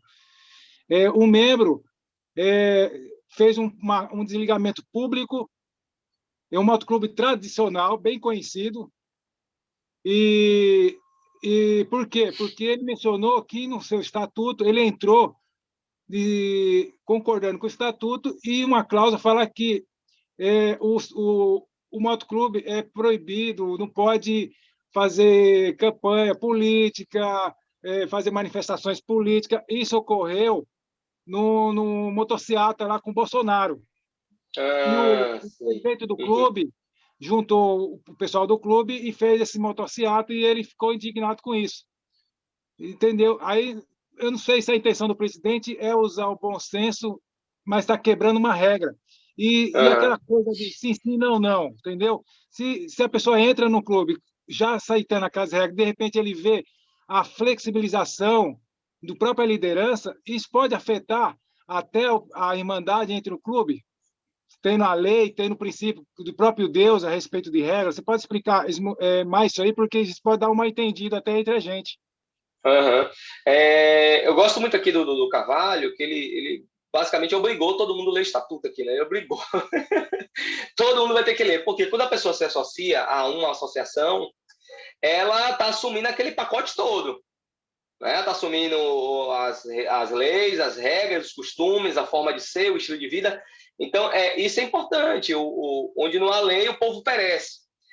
O que eu estava falando um pouquinho mais sobre a questão de você colocar a lei em cima das pessoas, a insensibilidade, às vezes, de fazer se cumprir a lei. Eu acho que a lei deve ser cumprida. Então, se está no estatuto lá que a gente não deve se envolver com movimentos políticos, toda pessoa que se envolveu e tem consciência disso, ela também tem que estar consciente que vai haver algum tipo de ônus para aquele que participarem.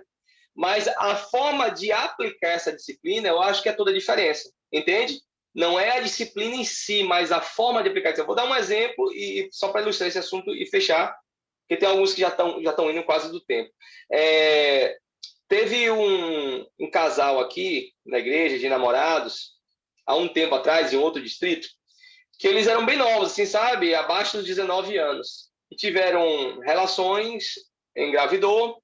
A menina tentou aborto várias vezes, e aí, no desespero, não conseguiu, me procurou, me chamou no carro, estavam os dois no carro, ela me entregou um exame, eu li o exame, dava positivo, falei, sim, e agora, e aí? Você trabalha? Não. Você trabalha? Não. E agora, fazer o que da vida? Tá, aí conversamos, orientando, não faça isso, você tirar uma vida, não sei o quê, vamos te ajudar. Você sabe que a igreja existe regras, você sabe que a comissão vai se juntar, mas, a despeito da comissão se juntar, a gente está aqui para ajudar você a ter esse filho e a cuidar dele. Fizemos a comissão, na comissão votamos a retirada do rol de membros dessas pessoas, como no manual está prescrito, mas também na comissão nós votamos que nós deveríamos dar um emprego para aqueles dois, e aí um irmão da comissão se levantou, tinha uma marcenaria, deu um emprego para o rapaz, e nós conseguimos depois um emprego para a menina. Votamos que faria um chá de fraldas, a ponto dela ter fralda suficiente para nunca ela precisar comprar uma fralda sequer. E a igreja se juntou para fazer várias festas, para agariar fundos para ajudar essa menina a criar esse bebê. Então, olha, não foi só a disciplina pela disciplina. O manual diz da igreja, usando essa extensão da igreja Fotoclube, que a disciplina é salvífica. Então, se a disciplina não tem um papel de salvar e de restaurar, a disciplina foi feita de forma errada. Nós disciplinamos. E no dia da disciplina que a gente foi ler a ata, fizemos o chá de bebê, recadou, abraçamos, amamos. No dia que a gente foi ler a ata, ao mesmo dia que foi ler a ata, eles estavam na igreja, chamamos eles na frente, eles assinaram a ficha de rebatismo. Porque após 12 meses eles podiam se rebatizar. Então, no mesmo dia que eles foi lida a ata da remoção, também eles assinaram a ficha do rebatismo. E graças a Deus, esse casal está na igreja até hoje e são líderes fortes da igreja. Então, às vezes, a minha tristeza não é necessariamente pela regra, porque regra é importante. Sem regra, o mundo não funciona. Sem lei, é um caos. Mas a aplicação dessa disciplina, ela faz toda a diferença dessas pessoas que estão vindo por um motivo. Esse motivo emocional. A gente precisa cuidar desse motivo emocional com que as pessoas se agregam ao nosso motoclube, entende?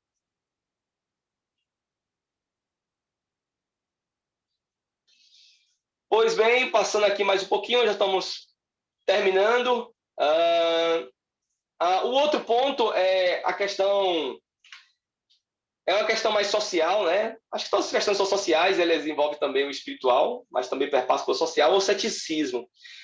O pós-modernismo, ele é caracterizado pelo ceticismo. Pós-modernismo também é chamado por Bauman, da sociedade líquida. Então, você pega a água na sua mão, essa água escorre. Você põe a água no copo, toma o formato do copo, põe no jarro, então a água é volátil. E as relações, elas são líquidas. Por isso que o ceticismo é bastante recorrente na sociedade. Ceticismo quanto ao governo, quanto à igreja e sociedade. As pessoas não acreditam mais no governo. Tem alguns loucos que ainda ficam brigando por político, mas tem gente que não está nem aí, que não tira voto, que deixa o tudo cancelar, que não acredita mais em ninguém. Então, a grande parte da sociedade, na verdade, ela é cética. Ela até vota em um candidato, mas você não tem quem votar, então eu vou votar nesse aqui. Mas elas não acreditam que o governo vai fazer alguma interação. Você percebe isso também quanto à sociedade. As pessoas descreem na sociedade, descreem na justiça.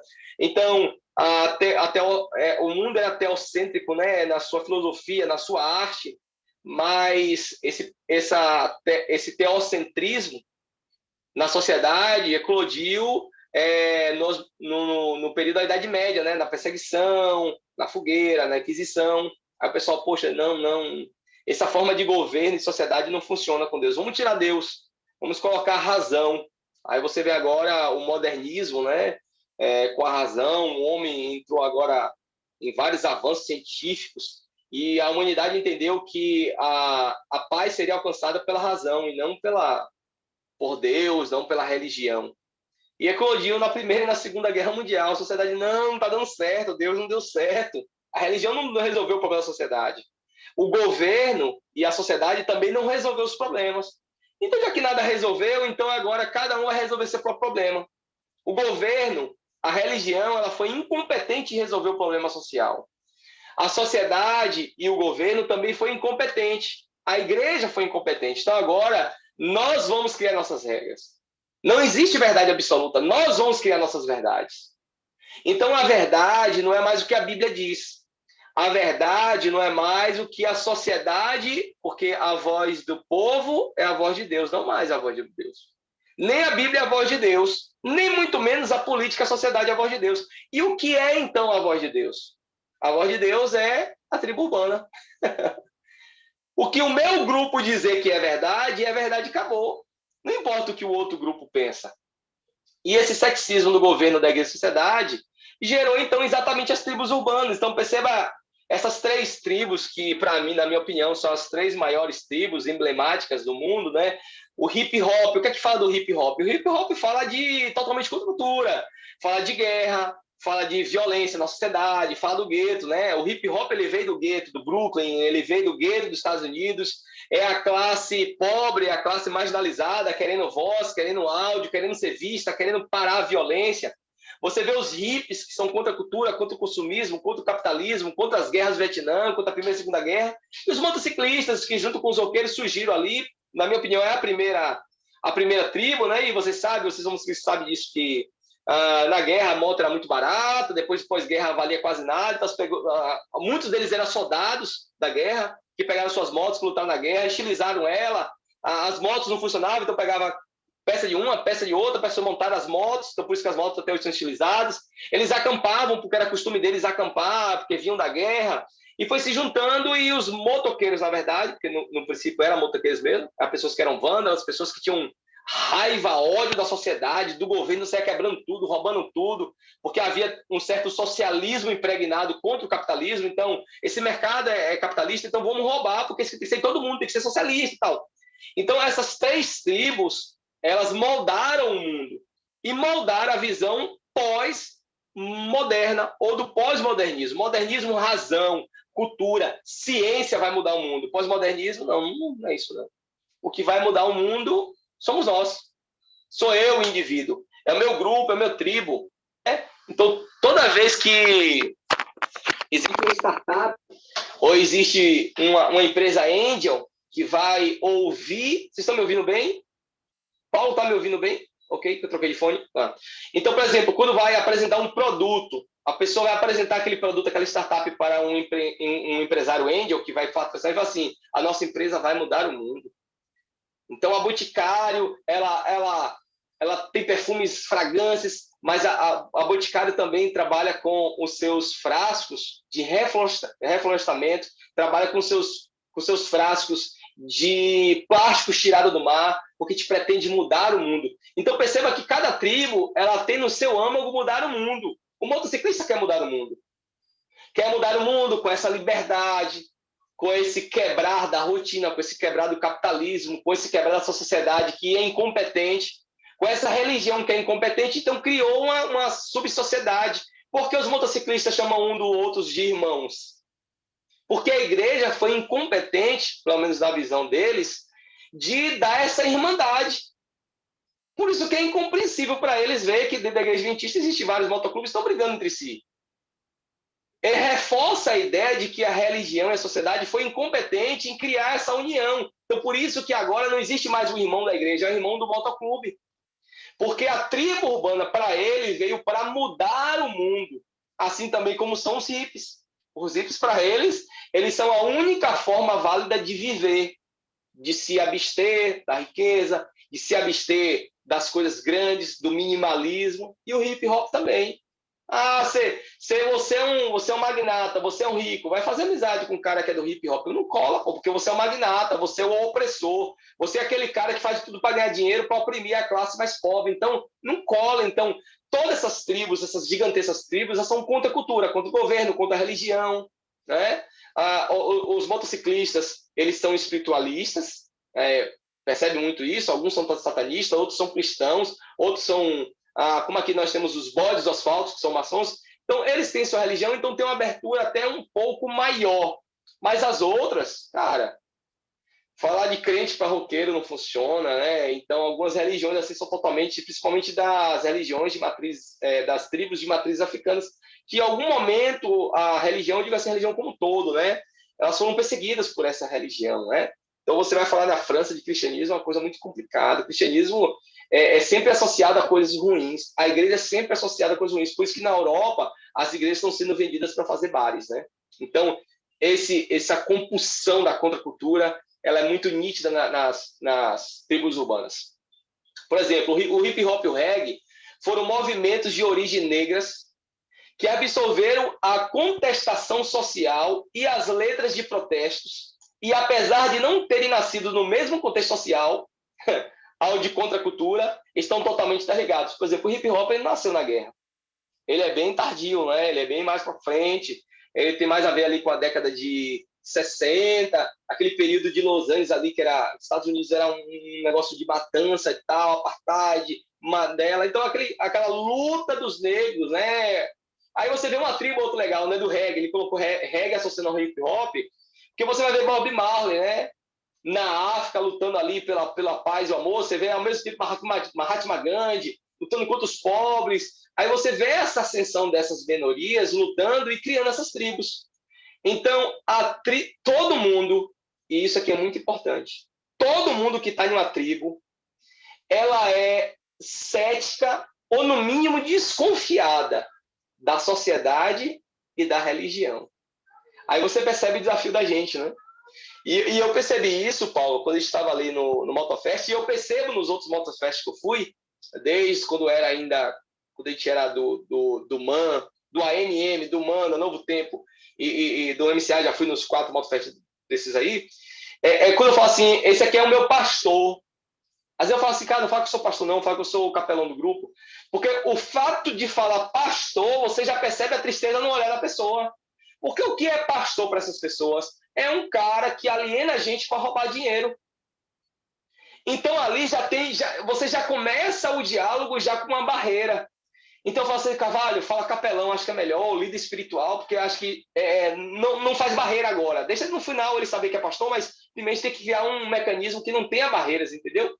Então, essa causa social, ela deve ser muito inerente do trabalho do motoclube. Às vezes eu puxei aqui o motoclube no começo, né, e fiz uma reunião com eles e falei, então nosso trabalho é distribuir livro? Não é o trabalho do motoclube distribuir livro. Qualquer um distribui livro. Por que você está em cima de uma moto? Você pode distribuir livro de pé. Então, se você tem uma moto, seu trabalho deve ser distribuir livro, mas muito mais do que isso. Porque, às vezes, o programa aqui do primeiro motoclube que eu participei aqui de Ilhéus, antes do MCA, eu via que o trabalho era fazer escola sabatina em uma igreja e distribuir livro. E o trabalho principal nosso do motoclube é os motociclistas. A gente tem que fazer trabalho social para alcançar os pobres? Sim. Tem que distribuir roupa? Sim. Tem que distribuir alimentos? Sim. Mas o meu trabalho principal, Deus não me chamou à toa em cima de uma moto. Ele me chamou em cima de uma moto para fazer um trabalho com os motociclistas. E eu preciso parar para pensar, cara, os motociclistas da minha cidade precisam de cesta básica? Qual é a necessidade dos motociclistas da minha cidade? Então eu preciso trabalhar, em primeiro lugar, com o ministério ao qual Deus me chamou. Deus não me chamou para trabalhar com surfista. Eu não sei surfar, não tem um prancha. Deus não me chamou para trabalhar com skate. Eu não tenho skate, não sei a linguagem dos skatistas, mas eu tenho uma moto. Eu não tenho só uma moto, eu sou um motociclista. Então significa, amigo, que Deus te deu um dom, uma habilidade, um hobby por um propósito. Você não está à toa em cima de uma moto. Tem um propósito. E o propósito maior de você estar em cima de uma moto é você salvar, em primeiro lugar, os motociclistas. Então, se o meu motoclube se resume a distribuir livro e fazer programas para adventista, tem alguma coisa errada. Eu tenho que alcançar as minorias com cesta básica? Tenho, e eu acho isso bacana, incentivo. A gente aqui distribuiu 1 tonelada de alimento no lixão da cidade. Foi lá o pessoal do motoclube, fomos lá, levamos médico, a médica atendeu durante 3 domingos seguidos as 240 crianças no lixão. Então, isso é um trabalho fantástico, formidável. Isso enche o nosso coração de alegria. Poxa, a gente está sendo útil aqui nessa comunidade. Mas eu não posso esquecer qual é o meu principal objetivo que Deus me chamou: salvar os motociclistas. Então eu chamei a galera e falei assim, cara, qual a necessidade dos motociclistas? Vamos fazer um levantamento, vamos fazer uma entrevista, vamos fazer uma pesquisa. Vamos saber qual é a real necessidade dos motociclistas e fazer coisas voltadas para os ciclistas. Vou dar um outro exemplo, não que eu seja exemplo de nada, mas apenas para ilustração. Dia 20 é o dia 19, é o Dia Nacional dos Ciclistas. E a tribo que eu estou bem agregado agora é a tribo dos ciclistas. E eu falei com a minha igreja, o que a gente vai fazer para o Dia do Ciclista? A gente tem um grupo de ciclistas na igreja, e o que a gente vai fazer para prestar algo para o Dia do Ciclista? Vamos fazer uma passeata. Cara, legal a passeata. Vai a passeata, acabou a passeata. Não impressionou muito, não. Passeata qualquer um faz. A gente tem que fazer outra coisa. O que a gente tem de melhor na igreja? Bom, pastor, o que a gente tem de melhor é a nossa feira de saúde. Pronto. Então, vamos fazer uma feira de saúde, não lá no lixão. Não vamos fazer uma feira de saúde lá na Tapera, que é um lugar bem perigoso aqui. Não, vamos fazer uma feira de saúde para os ciclistas. Quais são os maiores problemas dos ciclistas? Problema de joelho, problema de coluna. Então, pronto, não pode fazer nossa feira de saúde um ortopedista. Aí alguém fala assim, pastor, as mulheres também têm algum problema, porque as mulheres ficam muito no coxinha ali, pedalam por muito tempo, tem alguns problemas de ginecológico. Pronto, uma ginecologista. Aí o outro fala assim, e o urologista? Porque a gente também tem problemas da próstata, não sei o quê, tal. Pronto, então na nossa feira de saúde, nós vamos ter ginecologista, urologista e ortopedista. E o que mais que você acha bacana? Vamos abrir estandes, as pessoas que têm loja de bicicleta vai mostrar a sua loja, mas ela não vai pagar nada para ter aquele stand lá. O que ela vai pagar? Ela vai ter que prestar X serviço para os ciclistas. Então, o ciclista ele vai para a feira de saúde, vai ser atendido por um urologista, por um ortopedista, vai ter um lanche para ele e ainda assim ele vai fazer uma manutenção preventiva na bicicleta dele de graça. Vai lubrificar a bicicleta dele, vai ensinar para ele como ele ajustar o pedal, como ele ajustar o guidão, como ele ajustar o coxinho. Tudo isso de graça. E no final ele vai passar por uma avaliação física com um personal trainer. Vai ensinar a fazer alongamento antes do pedal, tal. Por quê? Por que a gente não vai fazer com a comunidade pobre? Porque a igreja faz isso constantemente. Mas aqueles que estão em cima de uma bicicleta, que se autodenominam ciclistas, têm que entender que o nicho de trabalho dele é os ciclistas. Então, vamos fazer uma feira de saúde? Vamos. Mas a gente tem que alcançar na nossa feira de saúde os motociclistas. Você entende esse diferencial que você está aqui nessa live, que você está aqui ouvindo no domingo, você podia estar na praia, podia estar falando coisa. Você está aqui por um propósito. Deus está te chamando para você trabalhar com os ciclistas. Isso impede o seu líder da igreja de trabalhar na igreja? Não. Isso impede de eu dar cesta básica para os pobres? Não. Mas eu preciso voltar essa ideia para você. Que o meu trabalho de ter uma camisa como essa, de ter um colete e ter uma moto, é porque Deus está me chamando para trabalhar exatamente com os motociclistas. Entende, pessoal? E por último, finalizando aí o último ponto, é a sociedade líquida, como diz Bauman. Bauman transforma o nome pós-modernismo em sociedade líquida, porque tudo é passageiro, a verdade não é absoluta, a verdade é líquida, cada subgrupo cria a sua própria verdade. A verdade não é absoluta, a verdade é o que seu grupo diz. Seu grupo está dizendo que comer carne de porco não é legal? Gostei desse motoclube aí. Caraca, eles cuidam da saúde. Tem uns que são vegetarianos. Eu quero entrar nesse motoclube. O pós-moderno não vai entrar no motoclube porque você faz parte de uma religião. Ele faz parte porque ele viu que a sua verdade é interessante para ele, mas ele não acredita que existe uma verdade para todo mundo, entende? Por mais que nós acreditamos diferente, mas o pós-moderno, ele não acredita dessa forma. Cara, eles têm um motoclube lá que eles, caramba, é legal, eles não tomam álcool, eles se reúnem, tem uma resenha muito boa, eles só andam rindo, ri por cada besteira, os caras resenham por tudo, não precisa nem de álcool para ficar alegre. Cara, eu gostei dessa filosofia. E aí você vai trocando pin, falando da filosofia do seu motoclube, ele vai entrar ali. E ele vai aceitar todas as regras do motoclube, e até, às vezes, a regra da igreja, porque eu tenho muitas pessoas que não são adventistas, parte do MCA, fazendo escola sabatina, ele vai respeitar tudo aquilo, não é porque ele acredita biblicamente que aquilo é a verdade. Ele vai participar daquilo porque ele ama aquela nicho, ele ama aquela tribo, e ele entende que aquela verdade, para ele, é importante. Não porque é uma verdade absoluta, mas é claro que no processo da caminhada, do desenvolvimento da fé, como a Bíblia diz que a luz, né, a luz da nossa iluminação, como a luz da aurora, ele vai crescendo e ele vai aprendendo. Eu sempre digo que a gente nunca pode dizer para a pessoa o que é certo e errado. Você precisa primeiro caminhar com a pessoa, e no processo dessa caminhada de fé, você vai mostrando através do seu exemplo, da sua vida, através do seu conhecimento, o que é certo e o que é errado, e a pessoa vai compreendendo porque ela tem um relacionamento. Então, Jesus Cristo fez muito isso. A mulher junto ao poço, a mulher meio-dia, a mulher na terra de Sicar, terra da cachaça. Sicar significa terra da cachaça. A mulher era prostituta, samaritana, que não se dava bem com os samaritanos. Jesus vai lá e pede água para ela. Ela fala, não vou dar água não, porque não sei o quê, como é que você é judeu, pede água para mim? Ela fala, Jesus, rapaz, me dê água. Se você me der água, eu vou te dar água da vida. E esse cara tá louco. Água da vida podia significar água corrente. A pergunta, como é que você vai me dar água corrente se você não tem nem sequer corda e balde para tirar água? O poço de Jacó era 30 metros de profundidade, então imagine. Jesus falou, rapaz, a água que eu te der, você nunca mais terá sede. Ah, é? Então tá bom, então me dê essa água aí, para que eu não precise voltar aqui mais. E as pessoas não fiquem olhando porque eu sou uma prostituta e já roubei o marido delas. E aí, naquele diálogo, Jesus vai, revela o pecado dela, já teve 5 maridos e tal. Jesus converteu ela e provou que ele era o Messias. Jesus poucas vezes se mostrou como o próprio Messias, mas para aquela mulher ele se mostrou. Aí a Bíblia diz que aquela mulher sai do poço de Jacó, que estava a alguns quilômetros da cidade, largou o cântaro, largou o balde, que para ela era tão importante. Você não tem balde, como é que você vai tirar água? Ela largou aquilo que era mais importante para ela, que naquele momento era o balde.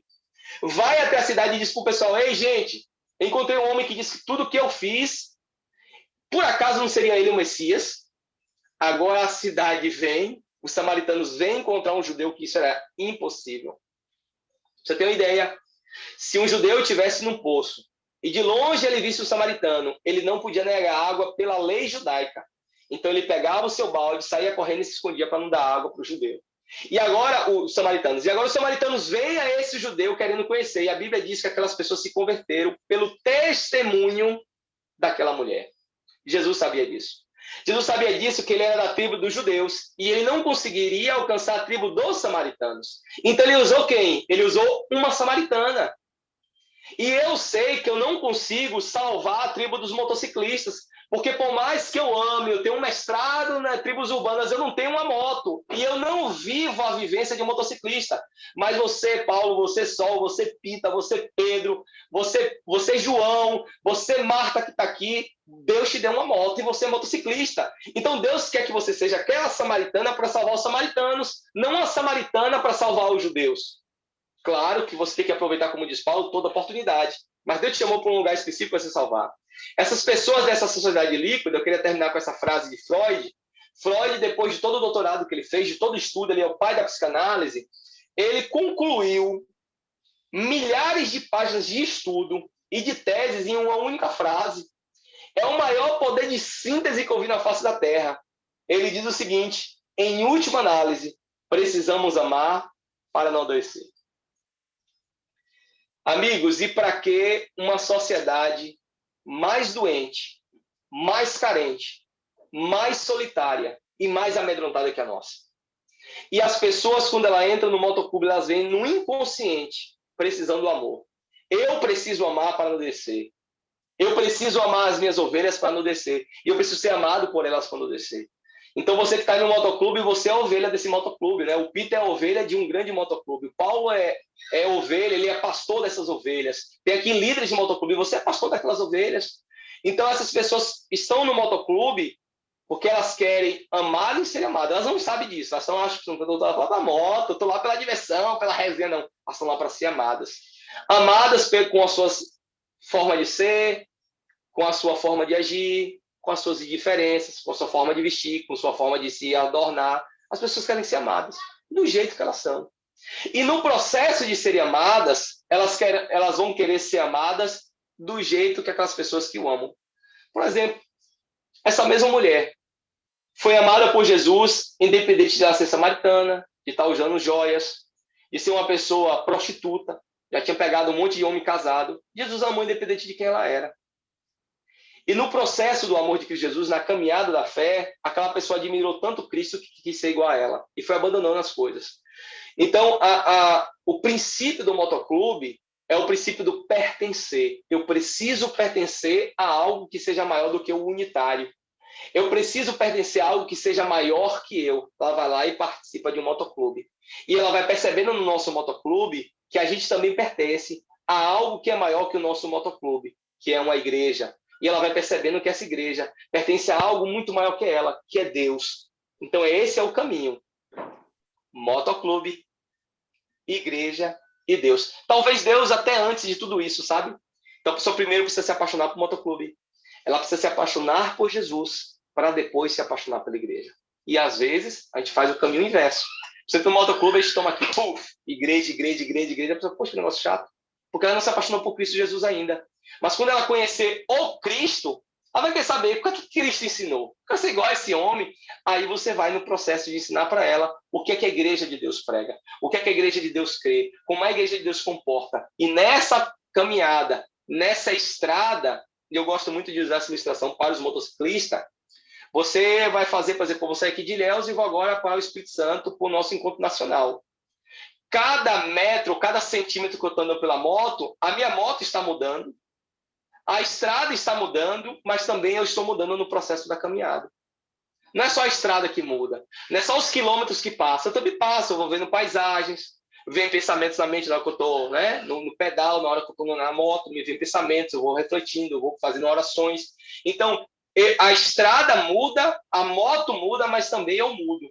E a nossa tarefa é colocar essas pessoas que não são adventistas na garupa da nossa moto.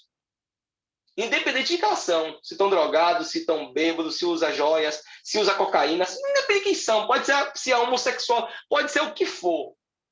Se é crente ou não é crente, se é maçom, se é condoblezeiro, elas precisam estar na garupa da nossa moto. Precisam estar se envolvidas com a gente. Para que nesse processo de se apaixonar pelo motoclube, elas se apaixonem por Cristo Jesus, se apaixonem pela igreja de Deus e seja aquilo que a gente quer que ela seja. Mas primeiro ela precisa pertencer para depois ser. E foi exatamente o método de Cristo. Eu gosto muito de um texto de Ellen White que todo mundo usa, é quase que um mantra, sabe? Todo mundo que vai falar de missão repete esse texto. Todo mundo. Somente o método de Cristo levará as pessoas, né? Todo mundo esse texto. Mas a tradução em inglês não é somente os métodos de Cristo. A tradução original é somente o método de Cristo. E qual é o método de Cristo? O texto continua. Cristo se misturava com as pessoas, como alguém que deseja o bem. E depois das pessoas se misturar com as pessoas, ele diz, segue-me. E o motoclube tem muito disso. Como teve aqui no sábado, eu larguei a minha igreja, fui com o Paulo, com o Sol e com meus amigos do motoclube, nós fomos para um bar, nos encontrar com os pecadores lá. Saímos da nossa zona de conforto e fomos até o pecador. Porque a gente está acostumado com o nosso evangelismo do vem. A gente faz uma tenda, que isso não é errado, tem o seu lugar, mas a gente faz uma tenda, abre uma igreja, coloca um carro de som e vem, vem, vem. E quem não gosta de igreja? E que não está afim de ouvir uma pregação? E que não está nem aí para a igreja, que na verdade foi uma menina que foi abusada por um líder da igreja. E para aquela pessoa que tinha um pai que era pastor e que abandonou a família, como é que essa pessoa vai para a igreja? Ela não vem para a igreja. Então o motoclube é para fechar essa lacuna. Cristo se misturava com as pessoas. Cristo não ia no templo, vem para o templo, não. Cristo ia. Cristo ia lá em Sicar, na terra da cachaça. Cristo ia em Samaria. Cristo ia no tanque de Betesda, que era o tanque para o Deus Esculápio. Por que você já se perguntou? Porque naquele tanque de Betesda havia muitos enfermos, paralíticos, coxos e um homem de 38 anos, porque os romanos fizeram um templo para Deus Esculápio, que era o Deus da medicina, o Deus que curava as pessoas. Aquelas pessoas não estavam ali procurando Deus, estavam procurando o Deus Esculápio. E Jesus desceu até o templo do Deus Esculápio para salvar aquele paralítico lá. E o motoclube é isso, o motoclube desce do pedestal da igreja e vai até o bar, vai até o motofest, vai até o show de rock para buscar o pecador aonde ele se encontra, para que ele possa conhecer o caminho, a verdade e a vida, que é Cristo Jesus. Então, que Deus te dê esse poder, essa sabedoria, para que você use a sua moto para você salvar muitas pessoas em nome de Cristo Jesus. Ô, pastor, muito obrigado. Obrigado pela... o irmão Terci, que eu acho que fazer uma pergunta para o senhor aí. À vontade.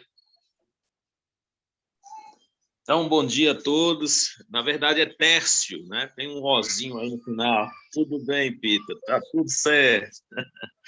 Pastor, muito obrigado, né? Mais uma vez pelas palavras, pela exposição, excelente momento de reflexão. Estamos, com certeza, nutridos com as informações, né? Ficamos, assim, nutridos e agradecidos porque podemos, a partir desse pontapé, dessas reflexões, pôr adiante alguns projetos. Eu estou aqui com o meu memento, com o meu papiro, né? Como diz o ditado aí, estou aqui cheio de anotação, igual da outra vez, né? E colocando as ideias para funcionar aqui a partir dessa estimulação.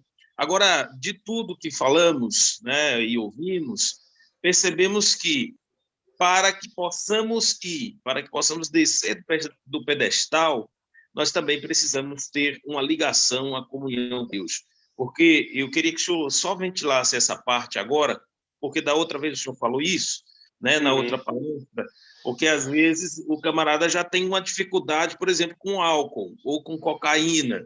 Então, ele está assim, vulnerável, mas ele está no motoclube, mas ele vai para um lugar onde tem pessoas assim, né? E essa pessoa não seria mais adequada nesse ponto, é isso? Queria só que comentasse isso aí. Sim, sim. Aí esse preparo espiritual muito importante, né? Então, Jesus, ele fazia isso, mas ele era Jesus, né? Então, ele tinha um contato com o Pai. Jesus estava costumeiramente no monte em oração. A gente foi aqui para o Motofest, ouvimos rock o dia todo. Cara, eu não lembro uma música que eu ouvi.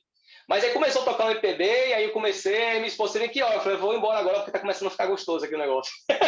Então, quando começou a ficar bom, eu fui embora. Eu já tava gostando já, falei, não, vou embora, nesse momento. Então, cada pessoa precisa ter essa percepção, né? O que é que lhe chama atenção naquele lugar? Então, se começar a ficar bom, você tem que começar a ir embora. Se você está percebendo que alguém do seu grupo está começando a ficar também gostoso para ele aquele lugar, você precisa revisar para ele o propósito pelo qual ele está estando ali, né? A gente conversava muito com o Paulo aqui, a gente estava ali sábado, né? Para alguns irmãos é inconcebível o pastor estar ali sábado em um bar e tal, mas a gente sempre repetia isso, rapaz, tem que ter muita confiança em Deus para estar aqui. Não é qualquer pessoa que pode estar aqui. Então, a gente sempre seleciona as pessoas certas para estar ali. Tem que ser isso no motoclube, é assim na minha igreja. Então, estou fazendo um projeto especial. É um projeto aqui inovador, que tem algumas frentes um pouco perigosas, né? E, às vezes, o princípio da tribo urbana é essa. Por exemplo, um ex-drogado, ele tem mais possibilidade de salvar um drogado do que alguém que nunca foi, pela experiência de vida dele. Um ex-alcoólatra, ele tem mais chance de salvar um alcoólatra do que alguém que não passou pela mesma experiência. Esse é o princípio da unidade homogênea. Mas, porém, esse ex-usuário e esse ex-alcoólatra, ele precisa estar acompanhado, né? Mentoriado, como é discípulo, ele precisa estar mentoriado por alguém. E ele precisa estar saudável o suficiente para se deparar com aquela situação. Por exemplo, a gente tem um NA aqui, que é Narcóticos Anônimos. E a gente cuida de algumas pessoas que são usuárias ainda. E o presidente desse NA é um irmão nosso, é uma ovelha nossa, que já está aí há 7 anos, graças a Deus, limpo. Então, ele é um cara que está apto a entrar com esse grupo, sabe? Ele está sendo mentoreado, está sendo pastoreado, ele está ali sendo acompanhado. Nós temos um outro irmão que é alcoólatra e também está trabalhando com esse grupo de alcoólatra. Então, a gente também tem um centro de recuperação que a gente faz um apoio, inclusive o Motoclube vai lá agora distribuir cestas básicas para eles. Então, assim, é preciso pastoreio. Você que é líder de motoclube, você que é presidente de motoclube, você que é capelão, você pastoreio. Então, você tem que, com o Espírito de Deus lhe direcionar, você escolher pessoas certas para os lugares certos e nunca ir assim isolado. Sempre a pessoa aí mentoreada, acompanhada com o líder, para que a pessoa ali não seja, o lugar seja uma pedra de tropeço, e ela fraqueje e o tiro saia para o lado, vamos dizer assim, né?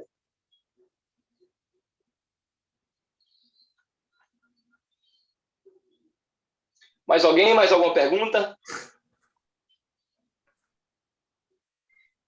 Bem, pastor, gostaria de agradecer muito o senhor pela palestra, por mais esse compromisso, esse estudo, essa missão do senhor. O MCL só tende a agradecer, sabe?